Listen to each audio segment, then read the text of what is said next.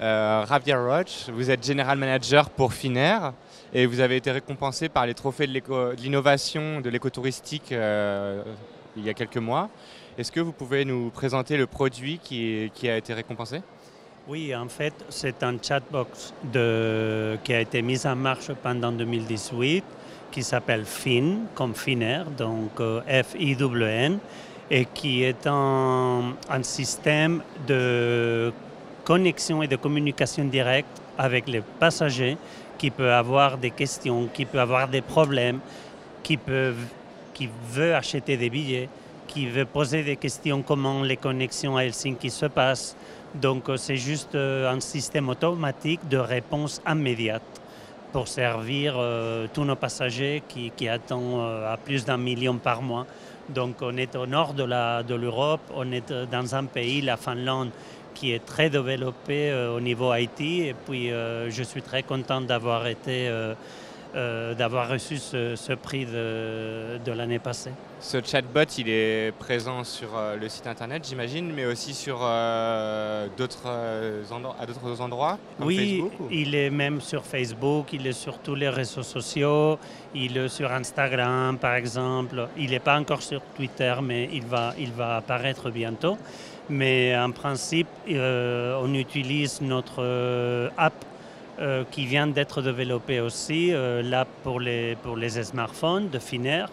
En fait, les compagnies aériennes, comme la nôtre, on n'a qu'un seul moyen pour se faire connaître, c'est juste partager des expériences digitales. On n'est pas dans une zone du monde où on a des milliards à dépenser sur des événements sportifs, par exemple, mais on utilise les réseaux sociaux pour faire connaître. Et pour se faire connaître, il n'y a pas mieux que écouter les clients et leur donner des solutions rapides. Alors la grosse saison pour Finnair, j'imagine qu'elle arrive, elle a déjà commencé. Est-ce que vous pouvez nous présenter déjà l'offre que vous proposez là pour les mois qui arrivent et si vous avez déjà un peu des pistes pour celle qui arrivera dès le printemps prochain? Oui, là, on va finir la saison d'été dans l'aérien. On arrive à la fin du mois d'octobre où la saison d'été va se clôturer. Un été qui a reçu des chiffres records. Finnair a beaucoup augmenté en capacité. Tout ça, ça fait partie d'une aventure qu'on appelle les Airbus 350. On a été les premiers en Europe à voler sur cet appareil-là. On a commencé il y a presque 3 ans sur nos destinations chinoises, notamment Shanghai. Aujourd'hui, le 60% de tous les longs courriers de Finnair s'opèrent avec un Airbus 350. Donc ça, c'est déjà une belle aventure qui nous accompagne tout le long de l'été. Le marché français commence à nous connaître, commence à savoir pourquoi voler Finnair. Toutes les compagnies volent du point A au point B. On n'a pas inventé l'aérien ni on n'a pas inventé une destination, mais comment on approche Paris, Charles de Gaulle, Nice, Biarritz qui sont desservis par Finnair et bientôt Lyon. Donc on passe par une plateforme qui s'appelle Helsinki. C'est par là, cet aéroport où tout commence et tout finit de chez nous. Et les connexions pour aller notamment à nos 19 aéroports en Asie desservis tous les jours. C'est la géographie qui nous accompagne. C'est une manière de voler avec les 350 très écologique. Beaucoup moins de temps de vol que des autres compagnies avec une escale. Donc si on fait un exemple, un Paris-Shanghai direct, par rapport à un Paris-Shanghai avec une escale Helsinki, on prolonge le voyage que d'1 heure. Donc c'est ça notre point fort. Le plus difficile que le marché français le connaisse, mais je pense qu'on est déjà là.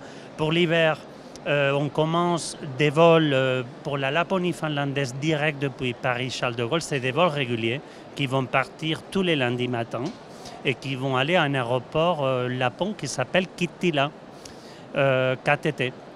C'est un vol, c'est la Laponie qui va être juste à 3h30 de vol de Paris-Charles de Gaulle.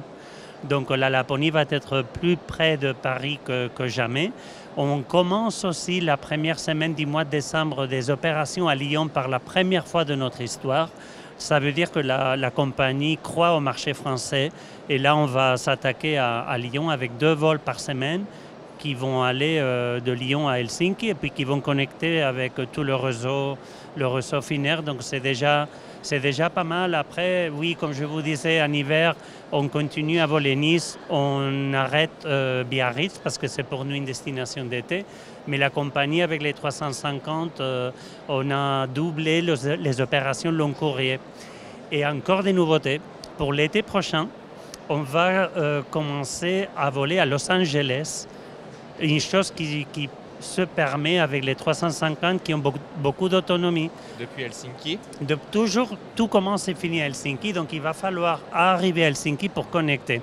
Ces 3 vols qui vont être desservis par semaine à Los Angeles nous aident à complémenter l'offre à San Francisco.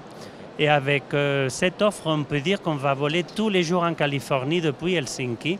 On vole beaucoup sur les États-Unis, mais sur la côte Est, mais sur la côte Ouest, ce n'est pas si logique de voler par Helsinki. Encore une fois, voler à Los Angeles, San Francisco, en passant par Helsinki, ça prolonge le voyage que d'1 heure.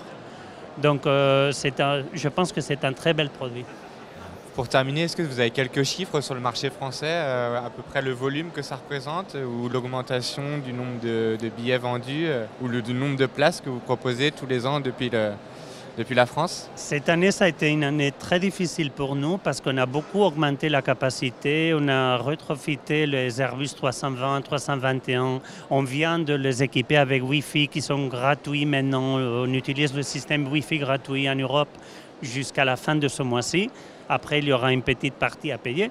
Mais la capacité s'est vue augmenter de presque le 20% en France et le marché nous a accompagnés.